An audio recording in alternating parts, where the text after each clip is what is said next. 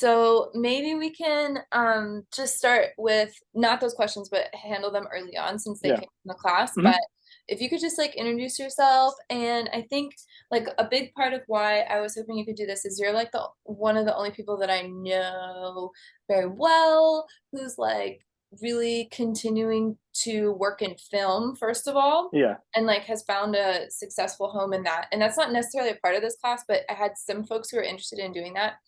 Yeah. Um, and then also, I don't like know a whole lot of people whose portfolios are so dedicated to the practice of street art and like Hmm. how maybe like how you came from app since people in this class are from app and like your journey and like Hmm. where you're at now. Just kind of talking about who you are. Yeah. Hmm. Yeah. We can jump right in. Uh, I, I am Nolan Warner-Sullivan. I am 5 years old. I grew up in Cary, North Carolina. I went to Appalachian State, and then I left, and now I live in Brooklyn, New York, where I work and do stuff. I came to photography like so many of my contemporaries through skateboarding because I grew up skateboarding for I guess it's been a dozen or so years now. Um, and when you're at the skate park all day and you need documentation, you have to have somebody with some sort of camera. And I never really was attracted, even though I love skate photography, I was much more attracted to like photographing my friends at the skate park or not while skateboarding and things like that. And my father had gifted me a camera for Christmas one year, and so I just started like dragging it all over the place. And slowly, like I, when you're in that sort of like creative field, which involves so much reinterpretation of common spaces, handrails, ledges, stairs, weird curves and roads and things, I think you get into this mindset where you're just kind of like in an abstract way thinking about how the world works and how it can work for you. And I really early on began like just looking at stuff quite hard, and I learned from photographers and skateboarders how to do that, whether it be guys like Ed Templeton, whose skateboarding I really loved, and photography I found later on. I kind of harnessed a, I don't know, an interest for it. And then that led to me uh, going to App State and starting as a commercial student. And then a good friend of mine, who you know, Harrison Cribb, who was there at the time, he was learning. He was going to go in and he knew I was shooting a little bit of film. I was shooting a little bit of like point and shoot stuff. And he was going to go in and he had met Martin Church, Mr. Professor Martin Church, who I love dearly, and learn how to develop and print from him. And he was like, "Do you want to come?" And I was like, "Yeah, I do want to come." And I got my hands on film for the first time, like in loading it and getting it wet, and then moving on and contact printing a roll of film and printing an image from that kind of stuff. And I knew kind of immediately, like, okay, this is where I need to be. There was so much, and I was having this problem when I was shooting digitally a lot, was like it just felt like there was so much distance, like both physical and emotional, and just like an attachment wise distance from the images that I was making with a digital camera for whatever. And then immediately, just facilitated by the process, there was a closeness which came from the physicality of shooting film, which really began to inform my work. And I think like as when I talked about it then, and still how I think about it now, that has, changed over time, is like there was such a longing for closeness, I think. And like there I was filled with so much angst as a teenager, and like this feeling that you are kind of like the other. I think especially like skateboarding facilitates that, whether you find a group of people and outcasts or however you choose to view them, you kind of feel like another. And to just find an object which you connect with, which for me was not so much like painting or sculpting or drawing or things like that, where you have a physical thing there with you all the time. Somebody gave me a roll of film and was like, here's a roll of film. And it allowed for me, one, to like get close to it and get close to the work. And I felt like the work was better because of that. But it also just gave me an object to care about and something to interact with. And it felt like I was learning so much constantly, because you start to really see like what are the physical implications of light on surface, and how am I affecting that? Not just like making like a small change in camera and looking at an LCD back, but like going and spending an hour or two developing film and then pulling out and putting it in the dryer and then physically having to cut it apart and going like, okay, this doesn't work. I did something wrong. This is underexposed. This is overexposed. And there's no chance in that moment to go back and fix things. And so there's consequence and sacrifice there, real risk and stake. And so everything carried like so much weight with it. And there was kind of a canon that I discovered working at doing photography at App and learning there of street photographers whose work I really, really loved. The first of whom was Lee Friedlander, who's kind of a juggernaut in that field. Yeah.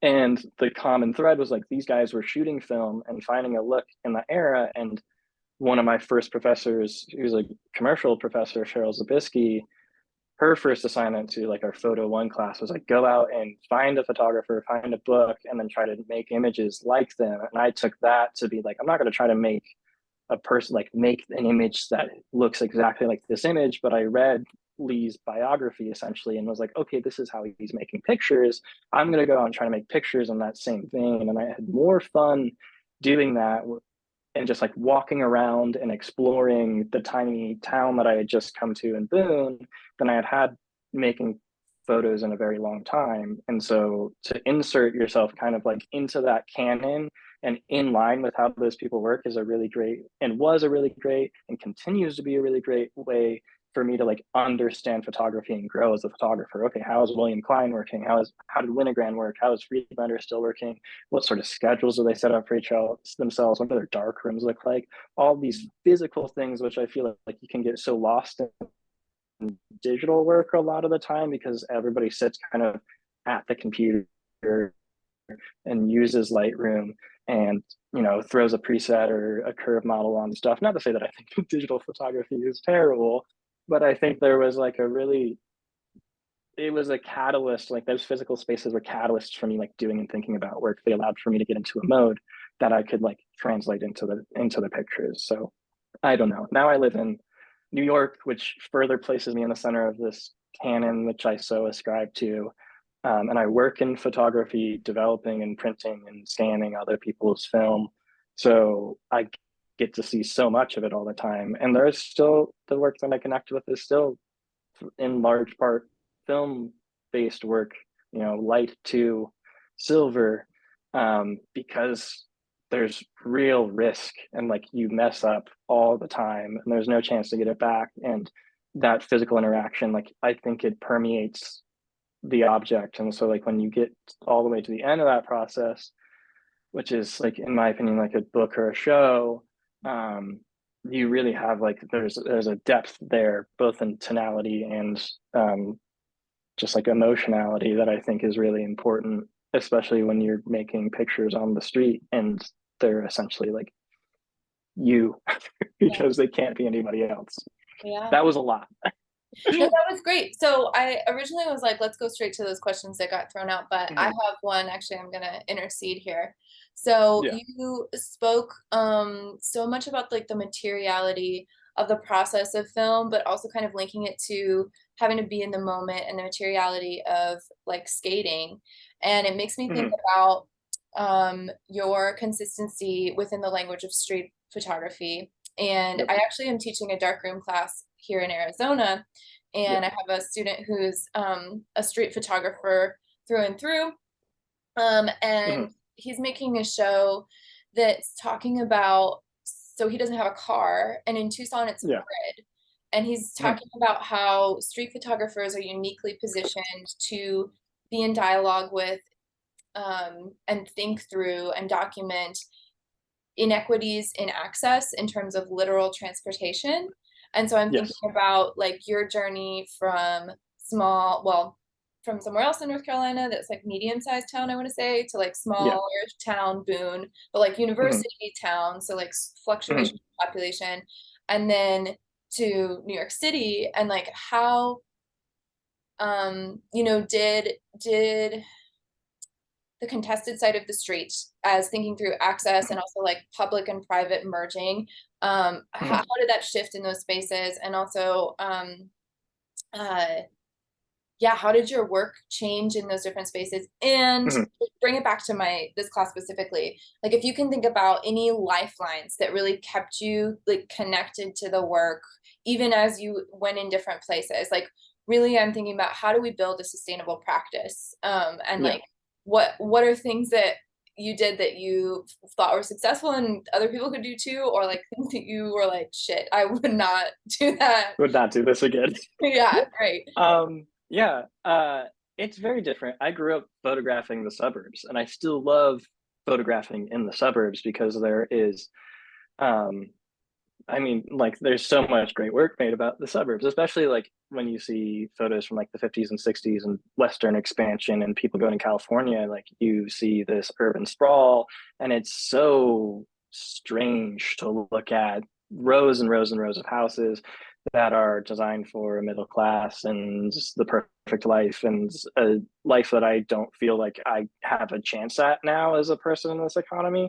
But like then you go to Boone and it's all this dorm living and the center of the town, the downtown area, the university area is so easily walkable and commutable, and the buses go. Um, and it's a very different way of moving and photographing, and the accessibility is like there, but it also isn't. Like as soon as you get outside of that area, you start to understand like this is a much harder area for me to move through, and if I want to make photographs in those areas, like I do have to really think about it, because you can go out all day and explore and not come back with anything except for like the notes on that exploration, which is very good to do. It is immensely important to go to the areas that you do not go to by foot a lot of the time. Find a place to park, go there, walk through there, speak with the people around you. But you start to understand like why these areas are so polarized a lot of the time when you do that. And it's because like there is not really good outreach. It's harder for you to reach out physically to a person when you're out in that area, because it's harder to get to people when you're out in that area. And that's the crazy thing too about New York. And when you move here, it's like you walk through every day. I walk like an hour to work. It's like 3.5 miles or something. And I walk through my neighborhood, and then I walk through the projects, and I walk through Park Slope, which is extremely affluent and historic $1 million brownstones. And I walk through a downtown area and another project area. And then I get to work, which is in this neighborhood called Gowanus in Brooklyn, which is historically a super industrial site, well, industrial area neighborhood that is now like the gentrification of Park Slope creeps downward every year towards it, and like forces that sort of business out. And as great as that can be, like because the Gowanus Canal is ultra polluted, so a lot of the catalyst for the city to go like we should clean that up is the fact that somebody's building the high rise right here, and nobody's going to live next to the historically polluted Gowanus Canal. But what I see on that walk, which you don't see in a lot of like non-walkable cities or non-walkable areas, is the ability to reach out to people around you. And the fact that like whether you are rich or poor or white or black or Latino or whatever, you can get up, go out your front door, and like get down to a restaurant. You can get down to the deli. You can make it over to the YMCA, which in like a lot of like in Boone, there's a lot of problems with, in the outskirts, especially just getting out to people in those areas. And the fact that like you can't, it's much harder to get to them. And that means that like the cost of that is much greater for a city or an organization, but it also means that like it's way easier to turn your eyes away from that sort of thing when you're out photographing. And I don't particularly love photographs of houseless people or individuals or of strife or of war things. It's not something that you will find in my work a lot of the time because I don't think it's great. But when you are out photographing, you have to be looking. And it means that you have to confront the situation that you are surrounded with. And you can choose to make a picture of that thing, or you can choose to ignore it, or you can choose to engage with it, or you can choose to help. And it's like I think all the time there's a line that I referenced a lot when I was in school and still think about it all the time, and it's from On Photography, It's in Plato's Cave, the first Sontag's first essay in there. You probably have a I was copy of gonna it that say you're my looking bookshelf for is now. behind. I was gonna just Yeah, it's somewhere. yeah. But in that first chapter, she like vocalizes all these things that she thinks are like the great. There it is. Yeah. Gotta love Susan. Susan and her general dislike of a photographic medium. But she says, and it's like a super important line in that, I think, and it's she's speaking mostly about Vietnam and like our proliferation of photographs, like how much we've televised this terrible event for the most part. And she says like, and I'm paraphrasing here, obviously, is that like when you make a picture of something, you have to be okay with that thing for at least as long as it takes for you to make a picture of it. And so, like when you raise your camera to your eye, you become a unengaged, you just are inconsequential. You are a nothing person for a 500th of a second, a thousandth of a second, a half a second, whatever it is. That you are going like, I am okay to delay however much I want to engage with this thing for this long. And Yeah. so I think it's important, like when you're photographing wherever you are, to understand that like a camera is, I think this is a Jarkowski quote, but I might be wrong, but he says like a camera, you are essentially just pointing at stuff and you get to decide what you're pointing at. And when you point at something, that can mean a lot of different things. So when Yeah. you have access to stuff and you are in these areas, it's important to remember like what you are pointing at. Mhm. And it's when you look, especially I think at street photography, that says a lot about who you are as a human being. Um, Kind of getting to the back half of that thing, like the best thing I did in my photography, and it was after I watched some Friedlander talk that he gave at like SVA or Pratt years ago. At the end of this, he stands up and somebody asks like, "What do you want? If there's one thing you could tell us," some student asked this question, like, "What helps you?" Wait, we just lost your And audio. out of one block, what was that? Oh, did my We just audio cut lost your out? audio. As soon as you were telling what Freelander said, it went out. Will you start again? Yeah. Am I back? You're totally back. It was Okay, momentary, but I was like, this is cool. No, juicy. but Friedlander stands up at the end of this thing and is answering the student's question about like, what can I do to be a better photographer? Is there a lesson that I can learn? And he stands up and he's got his photographer's vest on and he pulls out of one pocket. He goes, "I just want you to see, everybody to see that I have a camera." He pulls out a camera from one pocket and a flash with me. And I always have these with me. And that lesson is every part of my life and every part of my photography now. Is like I take a camera with me when I go to, the block and a half to go to the deli. I take it when I take the trash out, whatever. It's almost a crutch at this point. But it's one of those things like the camera is a physical, weighted, actual object catalyst for looking. And if you're going to go out and look at stuff, you need a lot of the time to be reminded to look at stuff.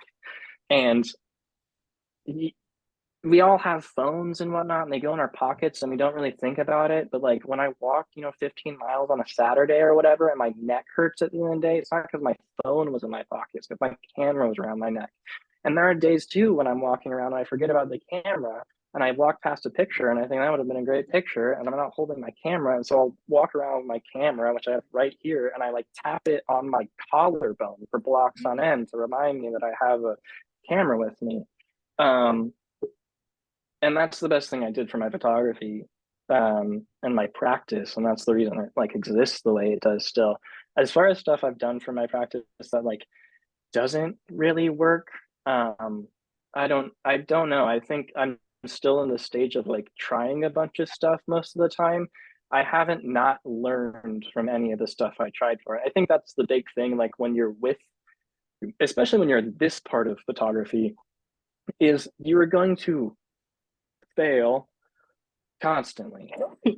That's it. Like you're gonna miss focus and miss exposure and do all this stuff and try to talk to somebody and not do a very good job of introducing yourself and stumble over your words, and you're gonna, miss stuff all the time. And then you go back and you look at your sheets and negatives and your contact sheets and whatnot, and you just it's just there's just nothing there a lot of the time, and then you have to find the one in 36 or 72 or however many it is and go, all right, that's it. But then you also have to sit with all those mistakes as well, and you have to understand, I'll go through months without developing film, and then I go back and I develop film, and I'm like, I'm probably 2 steps short of where I need to be.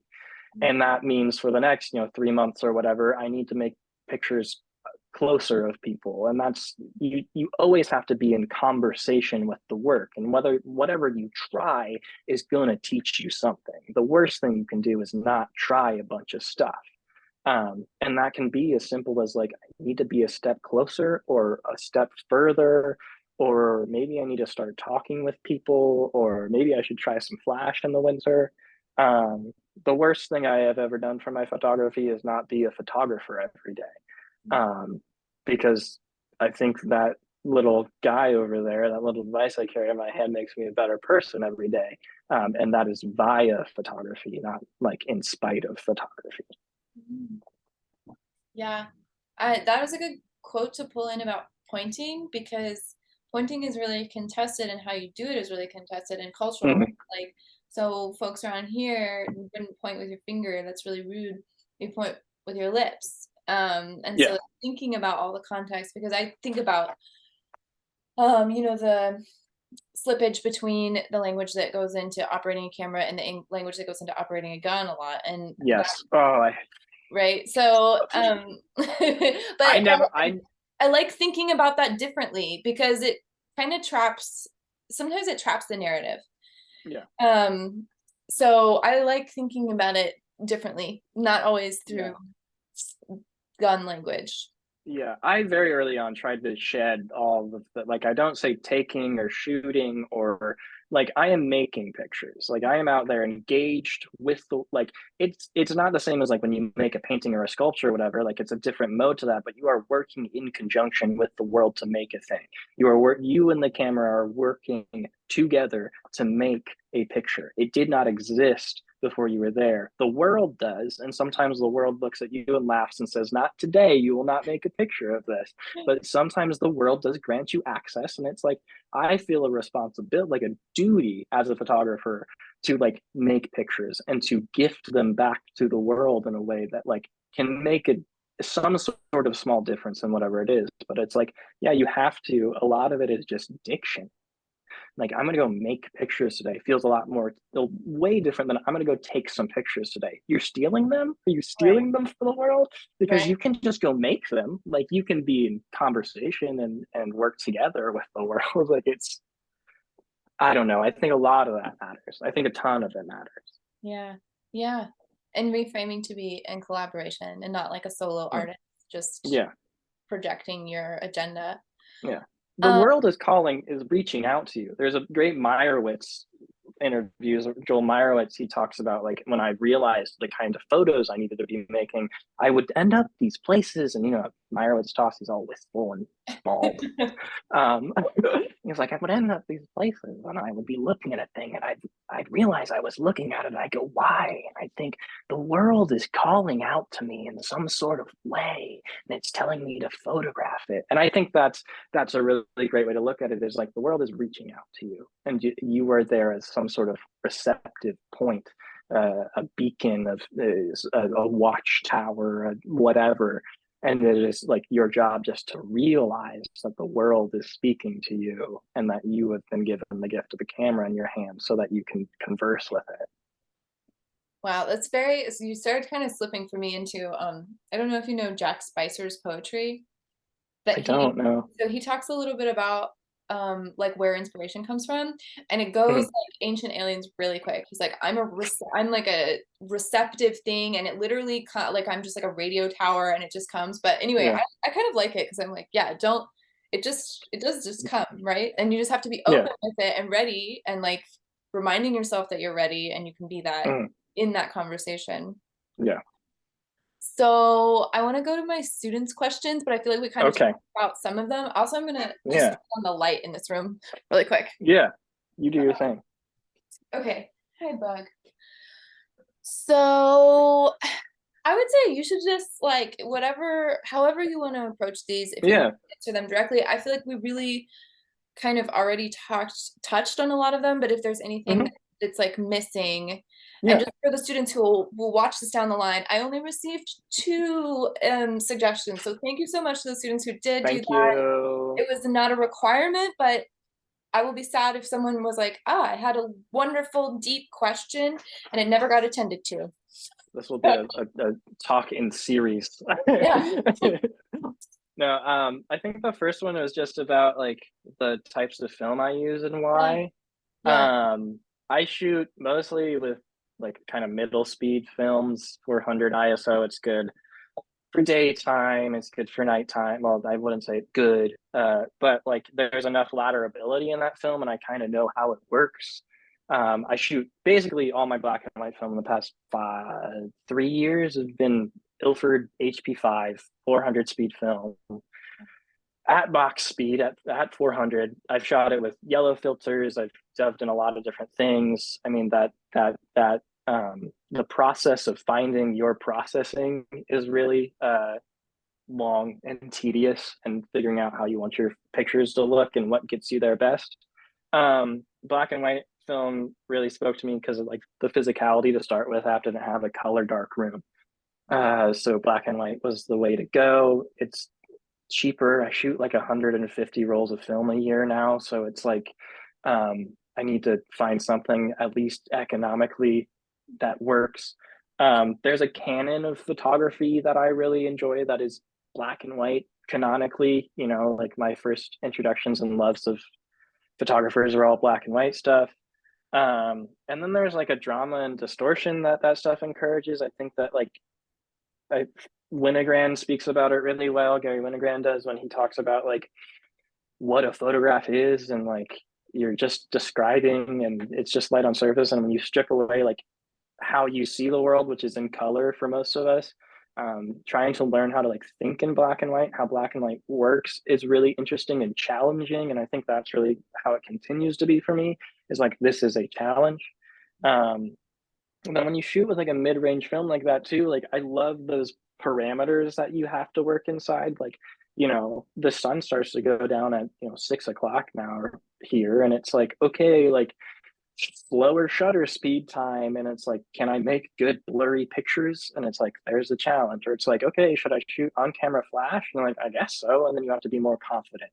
And then it's like, whatever else you can stumble into and just figure out. With like color stuff, I've started to shoot more color stuff recently, over the past couple of years. And really it just comes down to like palette. I regard it like much more casually than I do my black and white stuff. And it's like there's a couple films that I really enjoy, mostly like Portra 800, Portra 160. Adox makes a color film now called Color Mission 200. That's really great, that I wish I could shoot a billion rolls of, but it's expensive and I can barely get it over here. Um, but that's really, I mean, it's like, what do you like and what works for you? And like, can you make it work for you? And can you be consistent in it? And when you get surprised by it, do you like the surprises? Like, I think that's one of those things, like understanding the parameters of the stuff and being able to go, like, this is going to get blurry. Can I make a good blurry picture? It's Yeah. not always about like shooting a correct picture. It's about shooting the picture that's like correct for you and finding the film that does that. Anyways, number two, I think, was about like where I like to photograph, um, or if I like rural areas or city areas more. I mentioned earlier that I grew up photographing in the suburbs. I love photographing in the suburbs. Sometimes I go out and walk into like Eastern Brooklyn where it's more suburb-ish, and I photograph there, and it's really nostalgic. I've also made pictures in like the middle of nowhere. I drove to South Dakota my junior year of college and made pictures of like open plains and sunsets and weird Midwestern cities. And it was like one of the most, it was just filled with reverie and like emotion. And like there's these big swaths of land that you look at and you're just like, holy crap, I'm very small. And the sun's been setting for 12 hours now and it just won't stop because there's nothing to block its way. And so it's like, if you look hard enough, you'll find it. Um, in the city, there's more opportunity to photograph, at least for me, and like what I'd like to make pictures of, which is stuff, is what I say now. And there's just more stuff here.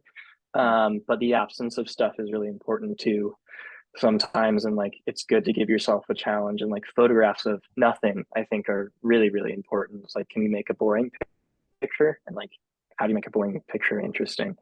Mhm.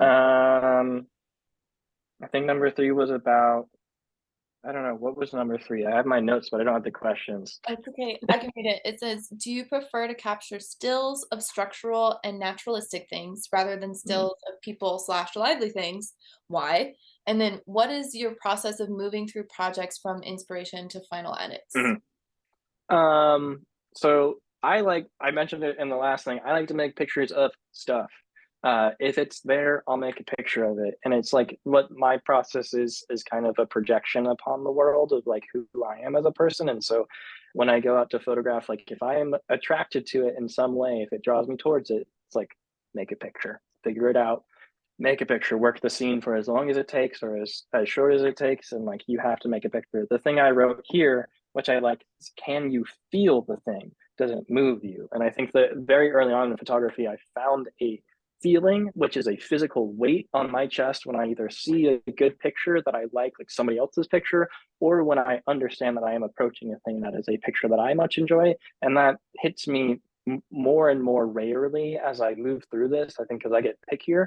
But like if you can feel it, you can make a good picture of it. And it might take you going back or trying again or using a different method, but like can you feel the thing is the biggest part. Like are you close enough to feel it physically or emotionally? I said photographs of nothing are really important. Mhm. Like Kudelka, Joseph Kudelka has some really great photographs that are just like nothing. And you look at it and you're like, that's so good. God, that's good. I was walking around the other day with my roommate and I pointed to something. He was like, that's a Kudelka, like nothing photograph. And I was like, you're right.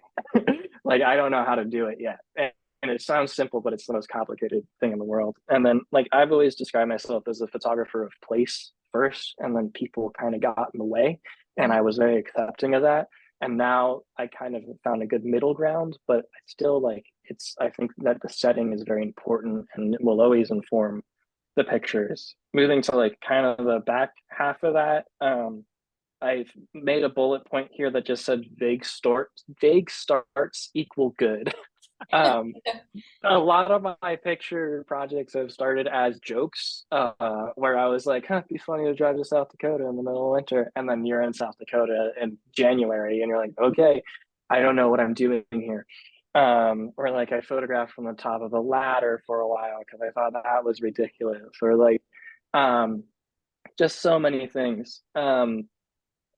The work is gonna show you the way if you're willing to like sit with it, I think is the big thing for me. Like I am a working photographer. I like to work. I was a working skateboarder and a working dish cleaner for a long time. Like as long as I was working, I felt good. And I knew that it would get me to the end of that process by some means. I just had to find it. And photography very much is that for me, where it's like, I'm gonna go make pictures every day. I don't know what I'm making pictures of. I don't know why I'm making the pictures of them, but I'm a person with feelings and thoughts and emotions and whatever. And so I start by making a lot of pictures. And then you have to go back to it and decipher yourself and like draw the threads and things of that sort. I've written here, sit with the work, make book dummies, put it up, look at it, exclamation point. Like printing is very important to me because of the fact that like I have prints and there's like I don't know I pulled the box off the shelf today because this is my black and white prints, but it's like that's prints from the past like 3 years and I go through them every few months and I told myself I give myself 5 years in New York and then I'm probably going to edit down from like 300 prints to try and make a book, which is like 80 pictures. The more time you give yourself, the better. And that kind of goes into I think another different question there, but it's like I've like my senior show for app, I edited down from like 70 pictures to 30, and this will be even a bigger cut. And it's like Robert Franks, The Americans, is like 90 pictures, and he made thousands of them. So you just have to be willing to like understand what the narrative is inside of yourself and articulate it and be okay with not saying it outright and letting people figure it out in the pictures at the same time. Like you kind of have to, a lot of photography after you leave school, I found for myself, I should say a lot of my photography after I left school is learning how to shut up and be okay with it being like unclear. That's harder to do when you're a student, and it's harder to do like when you're on assignment or when somebody's asking you. But people have pictures, and people don't want their pictures viewing experience to be, your picture taking experience. It's your job to like put them in your shoes without saying it. Like the great part about pictures is they're not your words, so you don't really have to say anything. Um, yeah, that kind of goes into that. I think it was five. Always my time based, the time it takes and the number of prints is always varied depending on what I'm working on. But it's a lot of jokes to make a project for me. It's always like, I think I'm gonna get a ladder. I think I'm gonna go. I think photography is a ridiculous thing. I think it's ridiculous the way that I photograph. I think it's ridiculous how much I photograph. I think it's ridiculous that I continue to try this stuff, and I am constantly laughing at myself for it. Like I take this so immensely seriously. It is what like feeds my soul. It's what puts dinner on my table at this point is that I work in this, but it is immensely funny to me that this is what I chose because I am not like I don't regard myself as a very good photographer at this point, even though like I go back and I look at my successes and I'm like, you might be onto something here, bud. It's really funny. Like this whole act that we engage in is very, very silly to me. It's very, very funny to me. And if you're willing to make a joke or a pun about something, like there's probably a picture in that concept somewhere, is really what it comes down to. That's great. I love to keep the joy in the work. There's such a Yeah. trope about suffering for your art, and like Yeah. you will because you're an emotional Yes. being and a feeling being, but it doesn't have to be, it doesn't have to be trauma all the time. You can No. have joy I and think laughter. I think like a lot of like what I left school realizing was like I don't want to make pictures about being sad anymore because like I'm not so sad anymore. Like Yeah. I was at a point and it's like it's very tempting to just carry that into like your entire life and be like I'm so sad. I look like a very sad boy. But um you don't have to be. And I was talking to somebody about this recently, and I was like, my photographs are about love, and I think there's so much love in my pictures. And um, when I was in school, a lot of that was about like the absence of love and how I was so sad that I didn't have this love in my life, and like that was true. It was very true to my being at that point in time. But I think now what that has turned into is like I do feel an absence of love in my life, not because it is absence of love, but because like I don't do a good job of realizing it. And so my photographs are about the absence of love, but through that, the pursuit of love Hmm. and joy. And that when I'm out looking at things, I'm looking for love and I'm looking for joy. And in those, you will find both me being ridiculous and also trying to be in love with things, which is a equally ridiculous endeavor a lot of the time. I think in a way. That's great. That's so beautiful. Yeah, my work has shifted from being all about self-portraiture and self-questioning to being like, how do I make relationships? Like, where's my kin? Where's my Yep. home? And I think we were both kind of trained.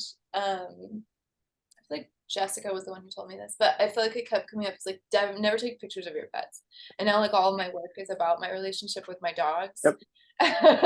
And so, because it is about love, I'm like, I don't want Yeah. to making work that's like sad. It's gonna be sad at some points anyway, and like Hmm. I don't need to. I can make this a tool to like build stronger relationships and to like be kind and to do healing. Yeah. Yep. Yeah, that's I really ran into a lot like with my friends. Like in college, I didn't make any pictures of my friends. And mm, Harrison, who I mentioned earlier, is so good at that. And I would look at yeah. Harrison's contact sheets and Harrison's prints. And I'd be like, man, there's so much love in your pictures. And my life is just, and I realized it's like, you're just not making pictures of your friends. And it's like, regard everything with a photographic sense or artistic sense or just with love. And like, how do you make love visual? And I think like it's this is how you and I or you and photographers or us as a artists have decided to do that thing. Um, so yeah, and be in love with stuff in the process because it's good. I think I kind of skipped over 4 there, but I think that one was about Yeah. what I think about when I photograph. Yeah. Um, so I wrote here at the top in my little notes book, the act of photographing means I have to turn off. Mm. Like it means that I have to like. There's a quote by Winogrand, and I think about it all the time. And he's talking. It's this interview I think when he was teaching at Texas, and somebody's come in to interview him, and he says, "I would like to not exist." He just very outright says this, and he clarifies like I'm not talking about suicide, and I'm not talking about death. I'm not talking about any of these greater things, but I would just like to not exist. And photographing is the closest I can get to not existing. And I think what I take that to mean is like when you go out into the world, you just want to not carry all the stuff with you. You do, it's all there all the time. It shapes you and who you are as a person and what you decide to look at and how you talk and who you look at and all of it.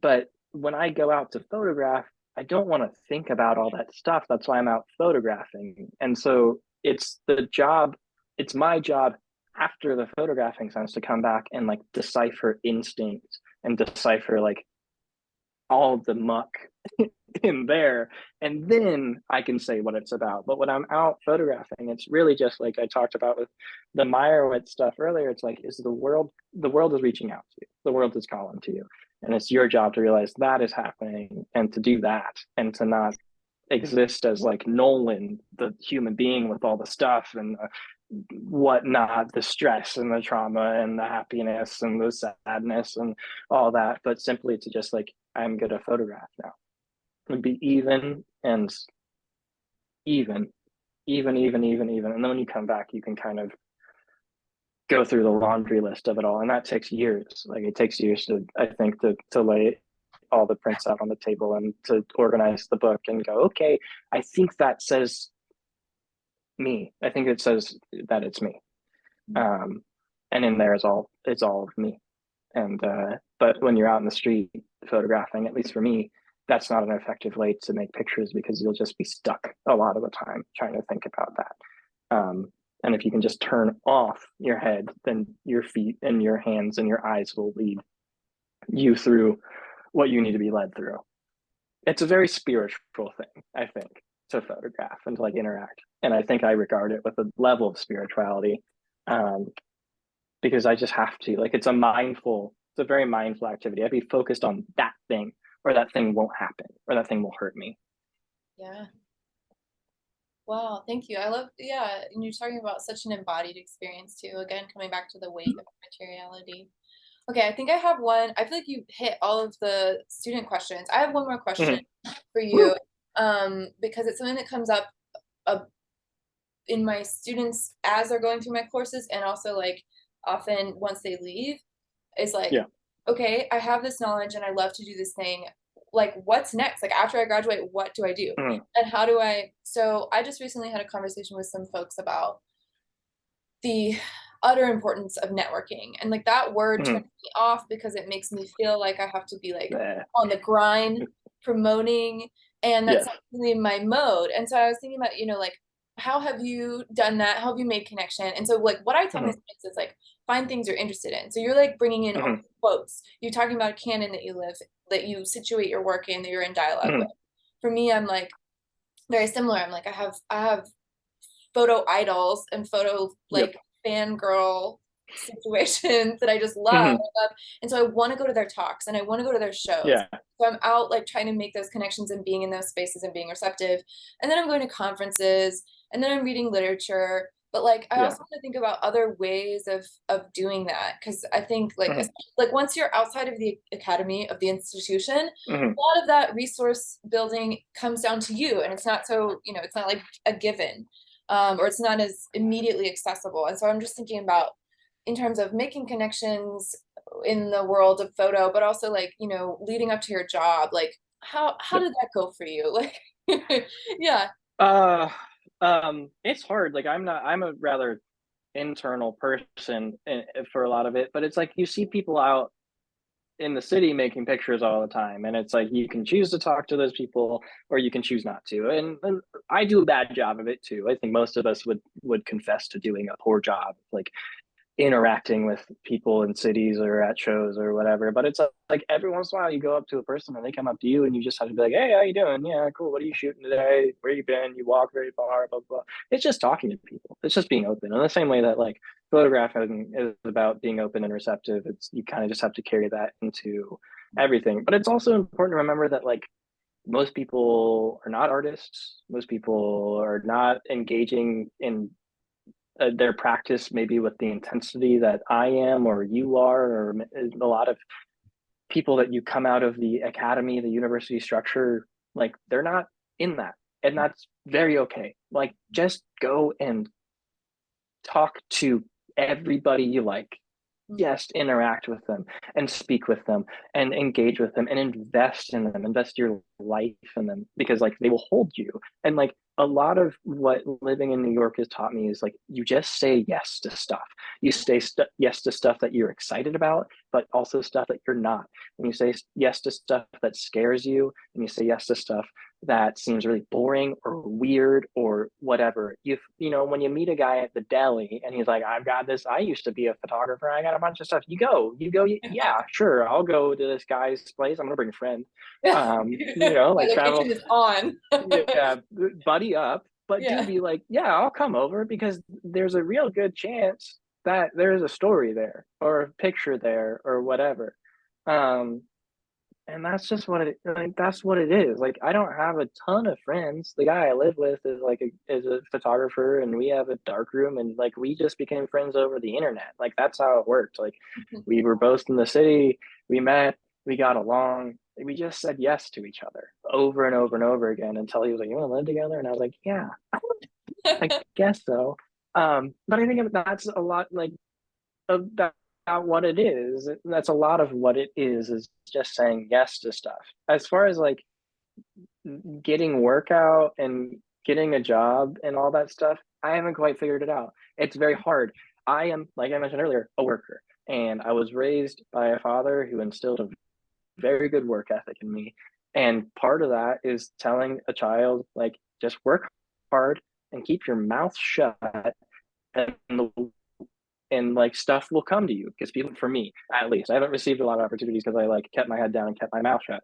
And so I did start talking about myself at a point, and a lot of that came down to there was a summer I carried a portfolio with me that had like 20 prints in it. And so when people would ask me like, what do you make pictures of, what did you make pictures of today, you go, oh, actually I've got some prints with me, here you go. And I didn't get anything from that, I'll tell you that much right now. But people were much more willing to talk about the work with me. And that's part of like saying yes to stuff. So eventually somebody will say yes. And it's just like bring work with you, pictures of work, not an Instagram, not your phone, whatever. Like make a print of whatever, or make a little zine and hand it to people.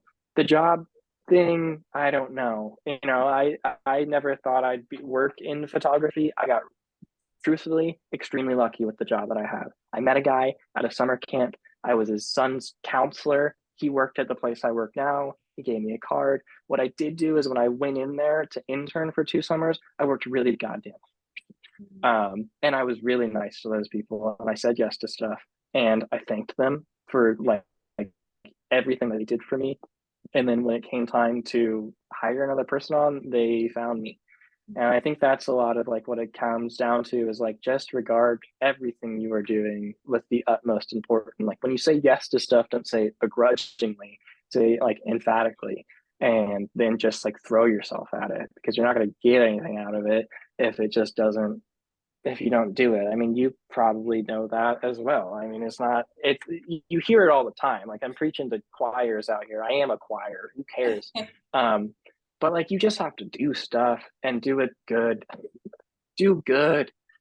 And be excited and kind and accepting and just a generally good person. And part of that is like the very bottom of that list is like self promote.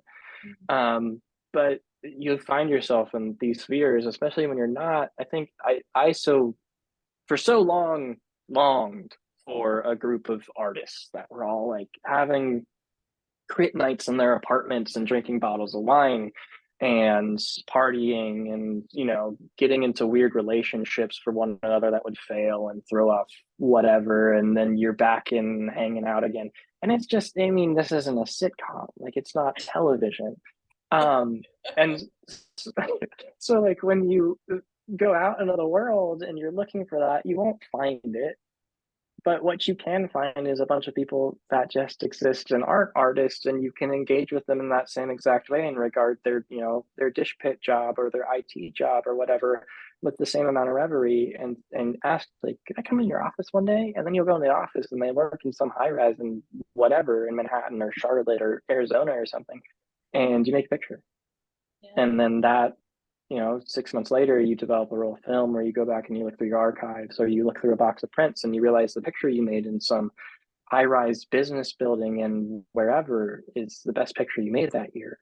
And all of a sudden, you're talking to that friend again that you met because you went to a bar and had a salad instead of a burger or something. Like, and you're like, "Can I come in and make more pictures in your office?" And they're like, "Yeah, I guess so." And then you go and you make more pictures in the office, and one of the best pictures you made that year. And it's not because you went and found an artist and you found a photographer friend, or you found a um, whatever, a professor that you loved. Not to say that those relationships aren't valuable, but you regarded a human being with interest and kindness, and they invited you in, and they said yes to you, and you said yes to a situation, and all this perfect storm happens where you're open and they're open, and the pictures happen, and then like you have an epiphany. And it doesn't happen but like 3 times in a lifetime or whatever, but like you just have to be, there's so many dicks out there and Yeah. they suck and they succeed for Yeah. a reason that I don't understand. And it's like you don't have to learn the bad lessons from them. It takes longer sometimes, but like you just have to be a good person and like just it just comes back around again to love again. I'm just going to talk about love again. It's like you just have to love. Like you have to be so immensely loving to everything and jovial and just like be in love with stuff. I don't know. I think if you just love better, like it comes through the pictures better, it comes through you better, it goes into your relationships better, it fills your life better. And it's like, what are we doing this for if you're not trying to be better? What's next is being better. Like that's what's next. Like you're gonna leave.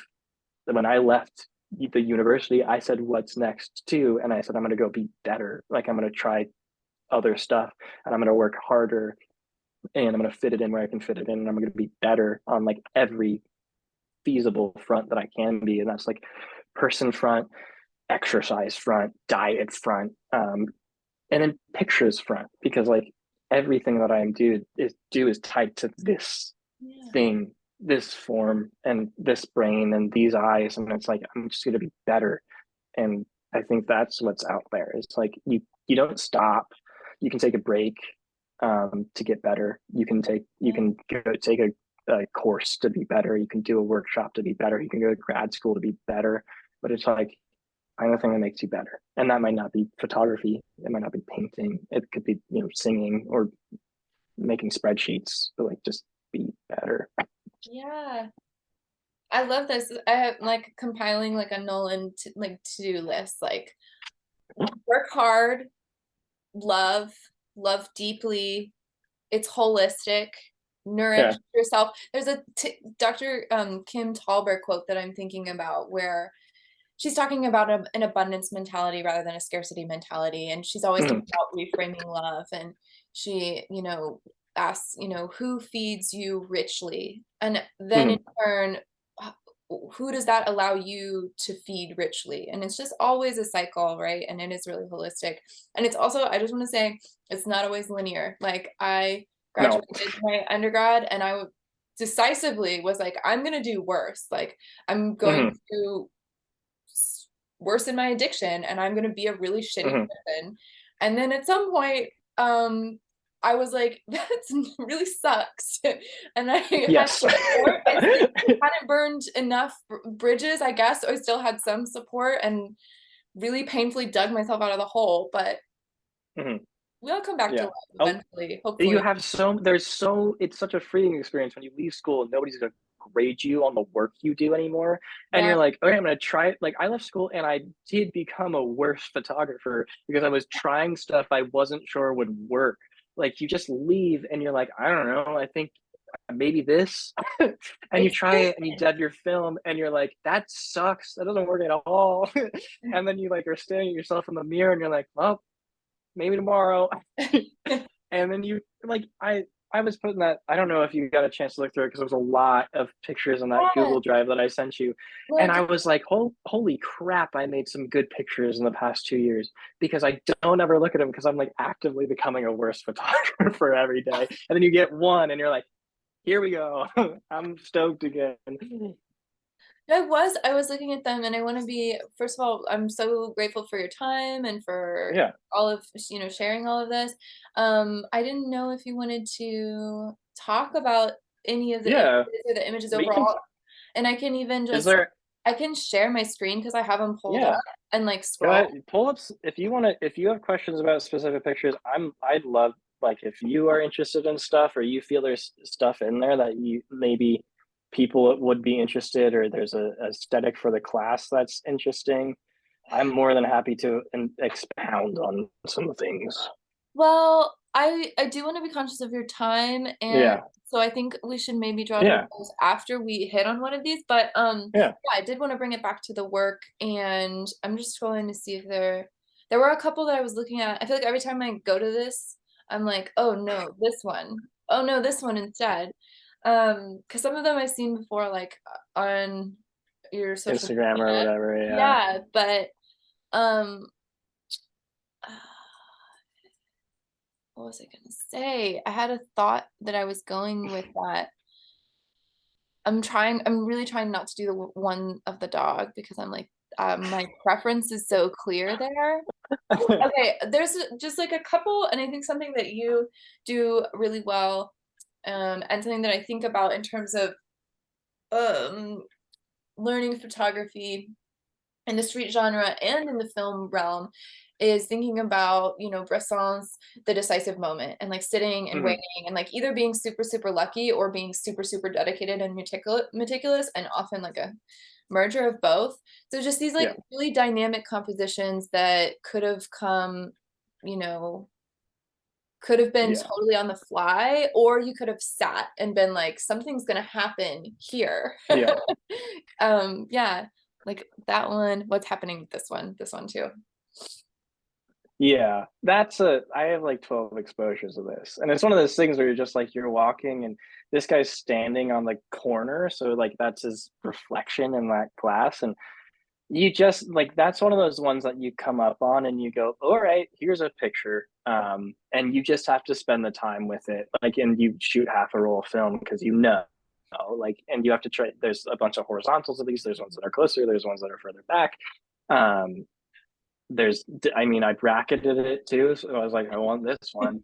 So I shot them over, I shot them under. It's a rare time that I was like shooting color film as well instead of black and white stuff. um and you just know, like, you feel it, like that's a weight in the chest kind of picture where you're like, all right. And it's like you can see here too, like, too, when you walk past these places, especially in New York, like this is not going to happen again. Like this is never happening again. Like this is a construction site, you can see from like the fencing. And this is Barclays Center to the right, so it's a stadium. So there's probably a game happening that day, which he's working. Um, and so you just have to like stand there and make pictures and like hope nothing changes. And a lot of times I see stuff like that all the time, and I'm like 3 blocks away, and you're Yeah. just like, all right, it's not going to happen today. And you just have to. I say all the time that like, all right, the world didn't want me to have that one day. Like it's not for me. Like and I got handed a gift that day. Is really what it was. I was like, all right, there you go, you worked hard enough. Here's the gift for the day. And then I don't know if I made another picture that whole day. I was like, that's good. There Right. we go. Yeah. Don't push your luck. Like, No, quit while you're. I might have gone home after yeah, that. right. I did Well, it. I I was did it, but especially if you were there long enough to get multiple framings and bracket, and you're Mhm. like, I'm getting this shot. Like that's a Yeah. lot. It's a lot of physical and emotional. I mean, yeah, Mhm. it's just so much into this image. Yeah. I'm usually working like a block up. essentially is what I say. So like I'm looking, you're trying to, a lot of it comes down to pre-visualization in your head. Like, and you need to see a thing and go, I've got to be, I want to be 9 feet away from that, and I want it to be a little dark. And so you're walking, and you've got to get all your settings right before you get there, and then you've just got to work it.